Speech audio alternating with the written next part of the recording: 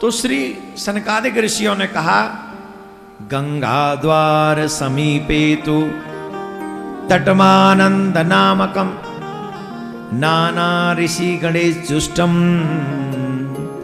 देव सिद्धि निसेवितम नाना तरुलता किरणम नवकोमल बालुकाम। गंगा जी के तट पे एक स्थान है आनंद तट। कौन सा स्थान है? आनंद तट। और वहां वृक्षावली बड़ी सुंदर है, और वहां की जो जमुना जी की बालू है बड़ी कोमल है। वहां तमाम ऋषि तप करते हैं, और ऋषि जब आकर बैठेंगे स्वयं स्वयं पधारे चले आएंगे, और वहीं पर ये कथा आपको कहनी चाहिए। तो बोले महाराज आप ही कथा कहिए। और सनकादिक ऋषि कथा कहने के लिए तैयार हो गए। और वेद व्यास कुमार कहते हैं, सदा सेव्य श्रीमद् भागवती कथा यस्या श्रवण मात्रेण हरिश्चितम समाश्रयेत। ये श्लोक हम सबको याद रखना चाहिए। सदा सेव्य, एक दिन नहीं, 2 दिन नहीं, 3 दिन नहीं, सदा सेव्य। प्रयास ये रहे कि हम भगवान की इस भागवत कथा को हर दिन सुने। एक भी दिन ऐसा न हो जिस दिन हमारे श्रवण रंधों में भगवान की कथा न पड़ जाए, न पड़े, एक भी दिन न जाए। जैसे भोजन आप लोग हर दिन करते हो, वैसे हर दिन आपको कथा सुननी चाहिए। मैं नहीं कह रहा हूं, भागवत में ये लिखा हुआ है, जब कथा होने वाली है ये सुना गया, सबसे आगे दौड़कर आने लगे बड़े बड़े ऋषि मुनि। कौन कौन आए? बोले वशिष्ठ जी, चमन जी, गौतम, मेधादिति, देवल, देवरात, परशुराम, विश्वामित्र, साकल, मार्कंडे, दत्तात्रेय, पिपलाद, योगेश्वर, व्यास और पाराशर, छायासुक, जाजल और जहू आदि सभी प्रधान जितने भी ऋषि हैं वो सब कथा सुनने के लिए दौड़ पड़े, सब के सब।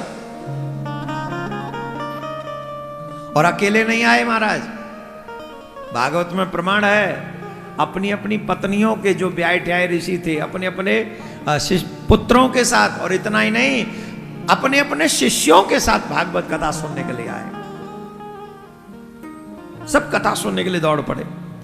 गंगा आदि नदियां, पुष्कर आदि सरोवर, कुरुक्षेत्र आदि समस्त क्षेत्र, सारी दिशाएं, दंडक आदि वन, हिमालय आदि पर्वत तथा गंधर्व आदि दानव आदि सभी कथा सुनने के लिए दौड़े चले आए। तब कथा सुनने के लिए दीक्षित हो श्री कृष्ण परायण सनकादिक नारद जी ने दिए हुए आसन पर विराजमान हुए, और देवर्षि नारद कथा सुनने के लिए विराजमान हो गए। राधे राधे बोलना पड़ेगा। एक और ऋषिगण, एक और देवता, एक वेद और उपनिषद तथा एक और तीर्थ में बैठे, दूसरी ओर स्त्रियां बैठी। उस समय जय जयकार होने लगी और भागवत कथा प्रारंभ होने लगी सनकादिक मुनियों के द्वारा। बोलो सनकादिक ऋषियों की जय। और अच्छी बात, न गंगा न गया काशी पुष्करम न च प्रयागकम सुख शास्त्र कथस्य फलेन समताम नयेत। जो फल गंगा स्नान का, काशी जाने का, पुष्कर जाने का, आदि आदि तीर्थों में जाने का जो फल है,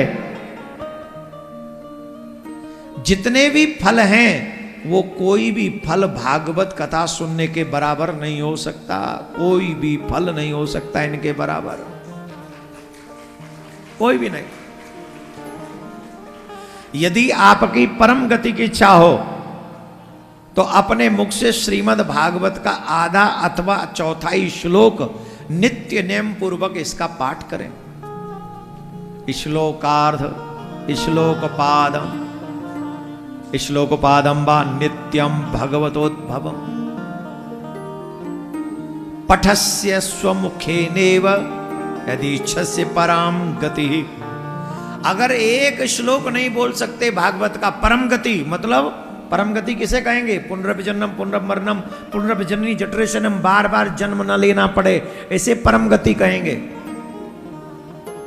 अगर आप ये चाहते हो कि मुझे मेरा जन्म बार बार ना हो, मेरी मृत्यु बार बार ना हो, तो इसके लिए भागवत का एक श्लोक नित्य पाठ करो।